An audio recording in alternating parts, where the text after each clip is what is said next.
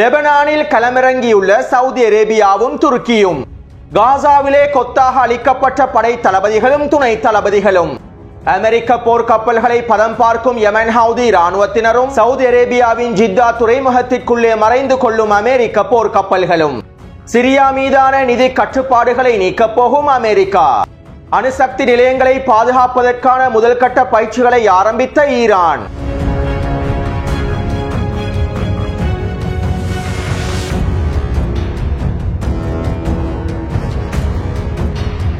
நேற்றைக்கு முன்தினம் ஈரானின் வடக்கு பிரதேசத்தில் 3.5 ரிக்டர் அளவில் நிலநடுக்கம் பதிவாகியுள்ளது. மேலும் நேற்றிரவு ஈரானினுடைய தெற்கு பிரதேசத்திலே 4.5 ரிக்டர் அளவில் நிலநடுக்கம் பதிவாகி இருப்பதாகவும் தெரிவிக்கப்படுகின்றது. அதே நேரம் ஈரானிலே ஏற்பட்டிருக்கக்கூடிய இந்த நிலநடுக்கங்கள் இயற்கையான நிலநடுக்கங்களாக இருப்பதற்கான வாய்ப்புகள் குறைவாகவே இருப்பதாக ஜெர்மனியின் நிலநடுக்க கண்காணிப்பு நிறுவனம் ஒன்று தெரிவித்துள்ளது. டொனால்ட் ட்ரம்ப் ஜனாதிபதியாக பதவியேற்றதும் ஈரானுக்கு எதிரான தாக்குதல்களை மேற்கொள்ள வேண்டும் என்றும் ஈரானினுடைய அணுசக்தி நிலையங்களை இலக்கு வைத்து தாக்குதல்களை மேற்கொள்ள வேண்டும் என்றும் திட்டங்களும் கலந்துரையாடல்களும் மேற்கொள்ளப்பட்டு வருகின்றன. டொனால்ட் ட்ரம்பினுடைய மத்திய கிழக்கிற்கான தூதுவர்கள் ஒன்றிணைந்து இந்த ரகசிய கலந்துரையாடல்களை மேற்கொண்டு வருவதாகவும் தெரிவிக்கப்படுகின்றது. அதே போன்று தன்னுடைய பதவிக்காலம் முடிவடைவதற்கு முன்பு ஈரானுக்கு எதிரான தாக்குதல்களை மேற்கொள்ள வேண்டும் என்றும் ஈரான் ஒரு அணுசக்தி நாடாக உருவாகக்கூடாது என்பதற்கான தாக்குதல்களை மேற்கொள்ள வேண்டும் என்றும் ஜோ பைடனும் அவருடைய மத்திய கிழக்கு பிரதிநிதிகளும் கலந்துரையாடல்களை மேற்கொண்டு வருகின்றார்கள். இப்படியான நிலைமையில் தான் ஈரானிலே நிலநடுக்கங்கள் ஏற்பட்டுள்ளன. மேலும் ஈரானிய தரப்பினர் அணு ஆயுதங்களை பரிசோதனை செய்து பார்த்ததன் விளைவாகத்தான் இந்த நிலநடுக்கங்கள் ஏற்பட்டிருக்கலாம் என்றும் சில ஆய்வாளர்கள் கருத்துக்களையும் வெளியிட்டுள்ளார்கள். அத்தோடு இன்றைய தினம் ஈரான் கூட்டு வான் பாதுகாப்பு பயிற்சிகளின் முதலாவது கட்டத்தையும் ஆரம்பித்துள்ளது.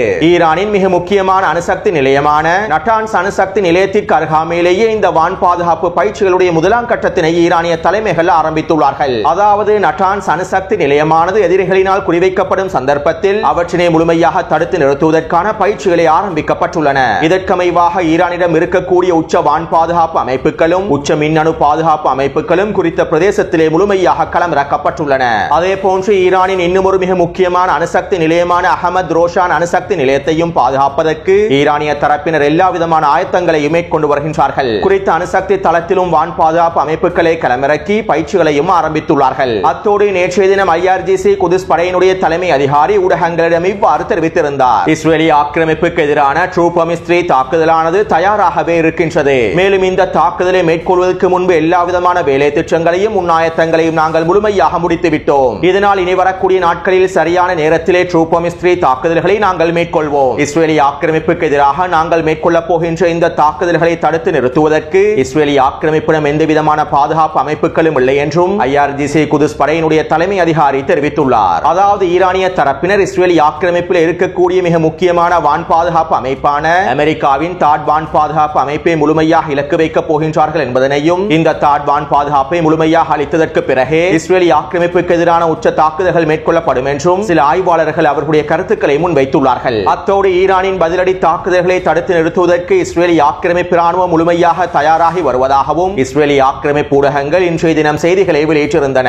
மேலும் இஸ்ரேலிய ஆக்கிரமிப்பின் ஒட்டுமொத்த வான் பாதுகாப்பு அமைப்புகளும் உச்ச எச்சரிக்கையில் வைக்கப்பட்டிருப்பதாகவும் இஸ்ரேலிய ஆக்கிரமிப்பு ராணுவத்தினுடைய தலைமை அதிகாரி தெரிவித்துள்ளார். அது மட்டுமல்லாமல் ஈரானுக்கு உடனடியான பதிலடி தாக்குதல்களை மேற்கொள்வதற்கும் கலந்துரையாடல்கள் மேற்கொள்ளப்பட்டு வருவதாகவும் இஸ்ரேலிய ஆக்கிரமிப்பின் காணூடகமானது செய்திகளை வெளியிட்டுள்ளது. அத்தோடு டொனால்ட் ட்ரம்ப் ஜனாதிபதியாக பதவியேற்பதற்கு முன்பே ஈரானிய தரப்பினர் இஸ்ரேலிய ஆக்கிரமிப்புக்கு எதிரான தாக்குதல்களை மேற்கொள்வதற்கு அதிகளவான வாய்ப்புகள் இருப்பதாக அமெரிக்க ஊடகங்களும் செய்திகளை வெளியிட்டுள்ளன. அடுத்து STS பயங்கரவாதிகளின் கட்டுப்பாட்டுக்கு கீழால் அமைக்கப்பட்டிருக்கக்கூடிய சிரியாவின் இடைக்கால அரசுக்கான சில நிதி கட்டுப்பாடுகளை தளர்த்துவதாக அமெரிக்கா அறிவித்துள்ளது. சிரியா மீதான பொருளாதார தடைகள் நீக்கப்பட வேண்டும் என்றும் STS அமைப்பின் மீதான பயங்கரவாத தடைகள் முழுமையாக நீக்கப்பட வேண்டும் என்றும் ஜூலானி அமெரிக்காவிடமும் ஐரோப்பிய ஒன்றியத்திடமும் கோரிக்கைகளை முன்வைத்திருந்தார். எனவே தற்போது தம்பி ஜூலானியினுடைய இந்த கோரிக்கைகளுக்கு அமைவாகவே அமெரிக்கா சிரியா மீதான சில நிதி கட்டுப்பாடுகளை தளர்த்துள்ளது. அதே நேரம் அமெரிக்கா STS பயங்கரவாத அமைப்பின் மீதான தடைகளை நீக்கவில்லை. சிரியாவின் இடைக்கால அரசுக்கான நிதி கட்டுப்பாடுகளை நீக்கியுள்ளது. அது மட்டுமல்லாமல் இந்த தடைகள் நீக்கப்பட்டிருப்பது வெறும் 6 மாத காலப்பகுதிக்கு மாத்திரம்தான். அதாவது இந்த 6 மாத மாத காலப்பகுதிக்குள் அமெரிக்கா கூறக்கூடிய அனைத்து விடயங்களையும் தம்பி ஜூலானி கேட்டு நடக்க வேண்டும். அமெரிக்காவின் நிபந்தனைகளை தம்பி ஜூலானி முழுமையாக கேட்டு நடக்க வேண்டும். இன்னும் ஒரு விதத்தில் குறிப்பிடுவதாக இருந்தால் அமெரிக்கா தம்பி ஜூலானியை 6 மாதத்திற்கு பாலர் பாடசாலையில் சேர்த்துள்ளது. 6 மாத பாலர் பாடசாலையில் தம்பி ஜூலானி சித்தியடைவாராக இருந்தால் அமெரிக்கா அவரை உயர் பள்ளியில் சேர்ப்பதற்கு அனுமதிக்கும். இந்த உயர் பள்ளியிலும் தம்பி ஜூலானி சித்தியடைவாராக இருந்தால் அமெரிக்காவும் இஸ்ரேலிய ஆக்கிரமிப்பும் தம்பி ஜூலானிக்கான அடுத்த கட்ட சுதந்திரத்தையும் வழங்குவார்கள். அத்தோடு தம்பி ஜூலானிக்கு அமெரிக்காவின் கருவூலமானது சில நிபந்தனைகளையும் விதித்துள்ளது. அதாவது இந்த நிதி கட்டுப்பாடுகள் தளர்த்தப்பட்டதற்கு பிறகு சிரியாவுக்கான பொருளாதார வர்த்தக உரிமம் வழங்கப்பட்டதற்கு பிறகு எக்காரணம் கொண்டும் சிரியாவானது ரஷ்யாவோடும் ஈரானோடும் எந்தவிதமான பொருளாதார தொடர்புகளையும் ஏற்படுத்தக்கூடாது என்றும் வர்த்தக கொடுக்கல் வாங்கல்களை ரஷ்யாவோடும் ஈரானோடும் மேற்கொள்ளக்கூடாது என்றும் நிபந்தனைகளை விதித்துள்ளது. மேலும் இந்த நிலைமை தொடர்பாக மத்திய கிழக்கு ஆய்வாளர்கள் சில விமர்சனங்களையும் முன்வைத்துள்ளார்கள். 6 மாதத்திற்கு சிரியா மீதான தடைகள் நீக்கப்படுவதற்காக ஜூலானி அமெரிக்காவிடம் முழுமையாக சரணடைந்து விட்டார். இப்படியான நிலைமையில் சிரியாவின் வடகிழக்கு பிரதேசத்தினை அமெரிக்காவிடமிருந்து ஜூலானியினால் மீட்டெடுக்க முடியுமா? சிரியாவின் வடகிழக்கு பிரதேசத்தில் இருக்கக்கூடிய ஒட்டுமொத்த எண்ணெய் வளங்களும் தற்போது அமெரிக்காவின் கட்டுப்பாட்டிலேயே இருக்கின்றது. சிரியாவின் ஒட்டுமொத்த எண்ணெய் வர்த்தகமும் பொருளாதாரமும் அமெரிக்காவின் கட்டுப்பாட்டிலேயே இருக்கின்றது. எனவே அமெரிக்காவிடம் முழுமையாக சரணடைந்திருக்கக்கூடிய ஜூலானியினால் சிரியாவின் வடகிழக்கு பிரதேசத்தினை முழுமையாக மீட்டெடுக்க முடியுமா என்கின்ற விமர்சனங்கள் முன்வைக்கப்பட்டுள்ளன. அடுத்து சிரியாவின் ஹோம்ஸ், ஹமால், லட்டாக்கியா பிரதேசங்களில் எஸ்டிஎஸ் பயங்கரவாதிகளுடைய அட்டூழியங்கள் அதிகரித்து வருகின்றன. குறித்த பகுதிகளில் இருக்கக்கூடிய மக்களுடைய சொத்துக்கள் தொடர்ச்சியாக சூறையாடப்பட்டு வருகின்றன. அது மட்டுமல்லாமல் குறித்த பிரதேசங்களில் பல்வேறுபட்ட நபர்கள் காணாமல் போயுள்ளார்கள். கடந்த 3 வாரங்களுக்குள் மாத்திரம் குறித்த பிரதேசங்களிலே இருக்கக்கூடிய 500க்கும் அதிகமான நபர்கள் காணாமல் போயுள்ளார்கள். இவ்வாறு காணாமல் போனவர்களில் அதிகமானோருடைய சடலங்கள் வீதியோரங்களில் கண்டெடுக்கப்பட்டிருப்பதாகவும் குறித்த பிரதேசத்தில் இருக்கக்கூடியவர்கள் தெரிவித்துள்ளார்கள். அது மட்டுமல்லாமல் இந்த எஸ்டிஎஸ் பயங்கரவாதிகள் பொதுமக்கள் மீது மேற்கொள்ளக்கூடிய பயங்கரவாத தாக்குதல்கள் தொடர்பான காணொளிகளும் வெளியாகிய வண்ணம் இருக்கின்றன. அவற்றினையும் நான் டெலிகிராம் சேனலில் பதிவிட்டுள்ளேன். அத்தோடு எஸ்டிஎஸ் பயங்கரவாதிகளுடைய இந்த கொடூரங்களும் பயங்கரவாத தாக்குதல்களும் தொடர்வதன் காரணத்தினால் சிரியாவுடைய இளைஞர்களினால் ஆரம்பிக்கப்பட்டிருக்கக்கூடிய புதிய எதிர்ப்பானது எஸ்டிஎஸ் பயங்கரவாதிகளுக்கு எதிரான தாக்குதல் ஒன்றை மேற்கொண்டுள்ளார்கள். லட்டாக்கியா பிரதேசத்திலே இந்த தாக்குதல்களை மேற்கொண்டுள்ளார்கள். இந்த தாக்குதல்களில் எஸ்டிஎஸ் பயங்கரவாதிகளுடைய மிக முக்கியமான தளபதியான அல் துருக்கி என்கின்ற பயங்கரவாத தளபதி முழுமையாக அளிக்கப்பட்டுள்ளார். மேலும் இந்த பயங்கரவாதியோடு சேர்ந்து 20க்கும் அதிகமான பயங்கரவாத உறுப்பினர்கள் அளிக்கப்பட்டுள்ளார்கள். இவ்வாறு அளிக்கப்பட்ட பயங்கரவாதிகளில் அதிகமானோர் தஜிகிஸ்தான், துர்க்மெனிஸ்தான் போன்ற மத்திய ஆசிய நாடுகளை சேர்ந்த பயங்கரவாதிகள் என்றும் சிரியாவின் உள்ளூர் ஊடகங்கள் தெரிவிக்கின்றன.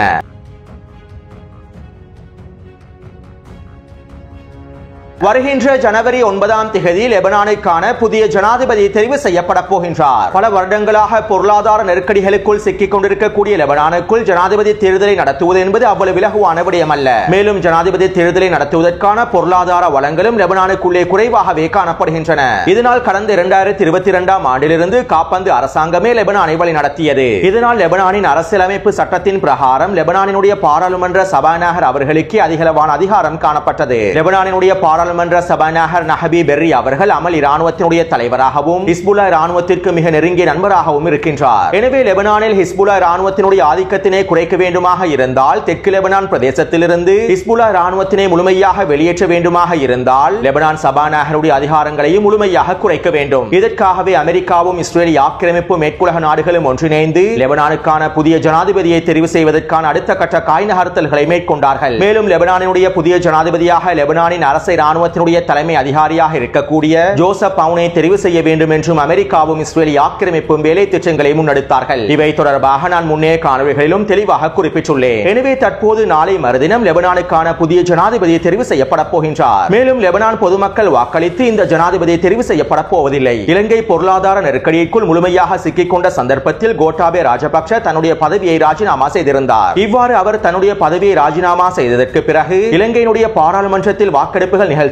புதிய ஜனாதிபதியாக ரணில் விக்ரமசிங்க அவர்கள் தெரிவு செய்யப்பட்டார். இதே போன்றே தற்போது லெபனானின் அரசியல் அமைப்பு சட்டத்திட்டங்களுக்கு அமைவாக லெபனான் பாராளுமன்றத்தில் வாக்கெடுப்புகள் நிகழ்த்தப்பட்டு லெபனானுக்கான புதிய ஜனாதிபதி தெரிவு செய்யப்பட போகின்றார். அத்தோடு நேற்று மாலை அமெரிக்க தூதர் அமோஸ் லெபனானிலே களமிறங்கி அடுத்த கட்ட பேச்சுவார்த்தைகளை மேற்கொண்டிருந்தார். லெபனான் அரசு இராணுவத்தினுடைய தலைமை அதிகாரியான ஜோசப் பவுனை சந்தித்து சில ரகசியமான கலந்துரையாடல்களை மேற்கொண்டிருந்தார். அதே போன்று லெபனான் எதிர்க்கட்சிகளையும் இன்னும் மிக முக்கியமான கட்சிகளையும் சந்தித்து ஜோசப் பவுனை ஜனாதிபதியாக தெரிவு செய்வதற்கான அழுத்தங்களையும் வழங்கியிருந்தார். அது மட்டுமல்லாமல் ஜோசப் அவுனை ஜனாதிபதியாக தெரிவு செய்வதற்கு அமெரிக்காவும் இஸ்ரேலிய ஆக்கிரமிப்பும் பல மில்லியன் அமெரிக்க டாலர்களையும் லெபனானின் அரசியல் களத்திலே களமிறக்கி இருக்கலாம் என்றும் தகவல்கள் வெளியாகியுள்ளன. அதாவது லெபனான் அரசியல் களத்தில் இருக்கக்கூடிய பாராளுமன்ற உறுப்பினர்களையும் அமைச்சர்களையும் விலைபேசி வாங்குவதற்கான வேலை திட்டங்களும் திரைமறைவில் நடைபெற்று வருகின்றன. எனவே லெபனான் அரசியல் களத்தில் ஏற்பட்டிருக்கக்கூடிய இந்த நிலைமையானது ஹிஸ்புல்லாவிற்கு ஒரு மிகப்பெரிய சவாலாகவே அமைந்துள்ளது. இருப்பினும் இந்த சவால்களை முறியடிப்பதற்காக ஹிஸ்புல்லா ராணுவத்தினர் அடுத்த கட்ட வேலை திட்டங்களை முன்னெடுத்து வருகின்றார்கள். ஹிஸ்புல்லாவினுடைய பாராளுமன்ற உறுப்பினர் ஹுசைன் அல் ஹாஜ் ஹசன் அவர்கள் ஊடகங்களிடம் இவ்வாறு தெரிவித்துள்ளார். நாங்கள் லெபனான் அரசு ராணுவத்தின் தளபதி ஜோசப் அவுனுடன் வலுவான மற்றும் நேர்மறையான பாசிட்டிவான உறவுகளையே பேணுகின்றோம். மேலும் வாக்கெடுப்பின் போது அவரை வீட்டோ செய்வதற்கு நாங்கள் விரும்பவில்லை. இருப்பினும் நாங்கள் எங்களுடைய வேட்பாளரான சுலைமான் பிராங்கி அவர்களுக்கு எங்களுடைய முழுமையான ஆதரவை வெளிப்படுத்துவோம் என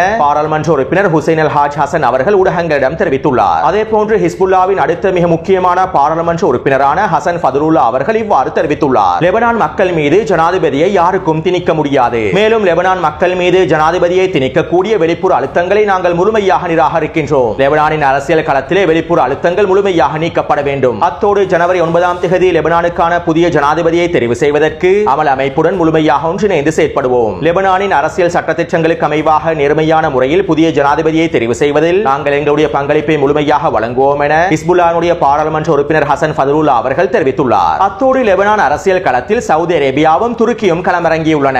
அமெரிக்காவும் இஸ்ரேலிய ஆக்கிரமிப்பும் ஜோசப் அவுனை ஜனாதிபதியாக தெரிவு செய்யப்பட வேண்டும் என விரும்புகின்றார்கள். அதேபோன்று துருக்கியினுடைய அதிபர் அர்துகானும் லெபனானின் புதிய ஜனாதிபதியாக ஜோசப் அவுனை தெரிவு செய்யப்பட வேண்டும் என விரும்புகின்றார். லெபனானினுடைய பிரதமர் துருக்கிக்கு விஜயம் செய்த சந்தர்ப்பத்திலும் ஜோசப் அவுனுக்கான ஆதரவை அர்துகான் முழுமையாக வழங்கியுள்ளார். அது மட்டுமல்லாமல் தம்பி ஜூலானி கடந்த வாரம் இவ்வாறு தெரிவித்திருந்தார். லெபனானின் புதிய ஜனாதிபதியாக ஜோசப் அவுன் தெரிவு செய்யப்படுவாராக இருந்தால் நாங்கள் லெபனானுடனான முழுமையான உறவுகளை வளர்த்துக் கொள்வதற்கு தயாராகவே இருக்கின்றோம் என தம்பி ஜூலானி தெரிவித்திருந்தார். அத்தோடு துருக்கியானது லெபனானின் அரசியல் களத்திலே களமிறங்கி சில மறைமுகமான பேச்சுவார்த்தைகளை மேற்கொண்டு வருவதாகவும் அல் அக்பர் ஊடகமானது செய்திகளை வெளியிட்டுள்ளது. அதேபோன்று அமெரிக்க தூதர் ராமோஸ் நேற்று மாலை லெபனானுக்குள்ளே களமிறங்குவதற்கு முன்பு சவுதி அரேபியாவுடைய தலைமைகளையும் சவுதி அரேபியாவின் வெளியுறவுத்துறை அமைச்சரையும் சந்தித்து சில முக்கியமான ரகசிய கலந்துரையாடல்களை மேற்கொண்டுள்ளார். ஆரம்பத்தில் சவுதி அரேபியா லெபனான் தொடர்பாக நடுநிலையாகவே இருந்தது. ஆனால் தற்போது அமெரிக்காவின் அழுத்தத்தின் காரணமாக ஜோசப் அவுனை ஜனாதிபதியாக தெரிவு செய்வதற்கு சவுதி அரேபியா முழுமையான இணக்கத்தினை வழங்கியுள்ளது. இதற்கமைவாக சவுதி அரேபியாவுடைய தலைமைகள் லெபனான் அரசியல் குழுக்களுடைய தலைமைகளை சந்தித்து கலந்துரையாடல்களை மேற்கொண்டுள்ளார்கள். லெபனானிலே ஹிஸ்புல்லா ராணுவத்தினை முழுமையாக பலவீனப்படுத்துவதற்காக ஜோசப் அவுனை தெரிவு செய்வதற்கு சவுதி அரேபியா எல்லா விதமான அழுத்தங்களையும் வழங்கி வருகின்றது. எனவே தற்போது லெபனான் அரசியல் களத்திலே துருக்கியும் சவுதி அரேபியாவும் களமிறங்கியுள்ளார்கள். இஸ்ரேலிய ஆக்கிரமிப்புக்கும் அமெரிக்காவுக்கும் சார்பான புதிய அரசொன்றினை உருவாக்குவதற்காக சவுதி அரேபியாவும் துருக்கியும் களமிறங்கியுள்ளார்கள்.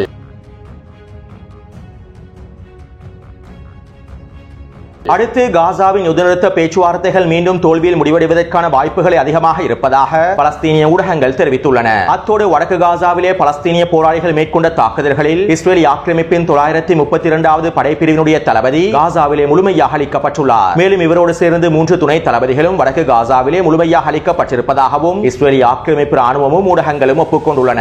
அத்தோடு அல்கசாம் படையினர் ஜபலியா பிரதேசத்திலே ஷவாஸ் வெடிகுண்டை பயன்படுத்தி 2 மெர்காவா போர்த்தாங்கி வாகனங்களை அளித்துள்ளார்கள். மேலும் குறித்த பிரதேசத்தில் நிலை கொண்டிருக்கக்கூடிய இஸ்ரேலிய ஆக்கிரமிப்பு படைகளை இலக்கு வைத்து அதிரடியான டிபிஜி ஏவுகணை தாக்குதல்களை மேற்கொண்டுள்ளார்கள். அதேபோன்று அபு அலி முஸ்தபா படையினர் ஜபலியா பிரதேசத்திலே ஸ்னைப்பர் தாக்குதல் மூலமாக 2 இஸ்ரேலிய ஆக்கிரமிப்பு சிப்பாய்களை அளித்துள்ளார்கள். எனவே நேற்று மாலை 6 மணியிலிருந்து இன்று மாலை 6 மணி வரையில் கிடைக்கப்பெற்ற தகவல்களுக்கு அமைவாக காசாவின் யுத்த காலத்தில் 2 மெர்காவா போர்த்தாங்கி வாகனங்கள் அளிக்கப்பட்டுள்ளன.